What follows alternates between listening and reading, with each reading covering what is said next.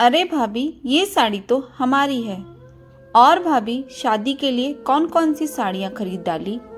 आंचल ने सुषमा से मुस्कुराते हुए पूछा। नहीं जिज्जी, इस बार तो पुरानी साड़ियों से ही काम चलाऊंगी।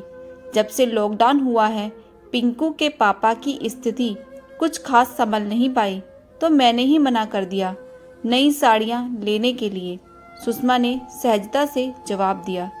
अरे भाभी, ये कैसे हो सकता है कि लड़के की चाची पुराने फैशन की साड़ी पहने?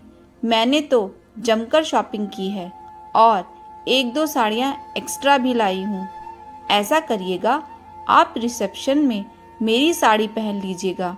सारे ननिहाल दनिहाल वाले इकट्ठे होंगे, मेरी छोटी भाभी भी तो चमकनी चाहिए। नहीं जीजी, आपने कह दिया यही मेरे लिए बहुत है। मैं अपनी ही साड़ी में कंफर्टेबल महसूस करूंगी। सुषमा ने बहुत शालीनता से मना कर दिया। मतलब आप मुझको गैर समझती हैं, तभी मना कर रही हैं? अरे गैर क्यों, आप मेरी ननंद हैं। लेकिन आपके भैया को भी अच्छा नहीं लगेगा। भैया को तो मैं मना लूंगी। खैर, रिसेप्शन वाले दिन आंचल ने सुषमा को जबरदस्ती अपनी नई साड़ी पहनने पर विवश कर दिया। दोनों की पर्सनैलिटी एक सी थी, तो ब्लाउज की भी समस्या नहीं आई। लेकिन रंग रूप में सुषमा बहुत खूबसूरत थी, तो वो काले रंग की साड़ी सुषमा पर कुछ ज़्यादा ही खिल उठी, जैसे काली स्याही रात में पूर्णिमा का चांद खिलखिला रहा हो। अब तो जिसे देखो वो सुषमा और उसकी साड़ी की प्रशंसा कर रहा था। सुषमा, तुम्हारी साड़ी तो सचमुच बहुत खूबसूरत लग रही है, और तुम्हारे रंग रूप ने तो इस साड़ी में जैसे चार चांद लगा दिए। आज तो बिल्कुल तुम गजब ढा रही हो। अब आंचल को ये प्रशंसा ज़्यादा देर तक हजम नहीं हुई, क्योंकि उसकी कोई खास प्रशंसा कर नहीं रहा था। और जैसे ही किसी एक रिश्ते की भाभी ने उस साड़ी की प्रशंसा की, अब तो आंचल से बिल्कुल भी रहा नहीं गया।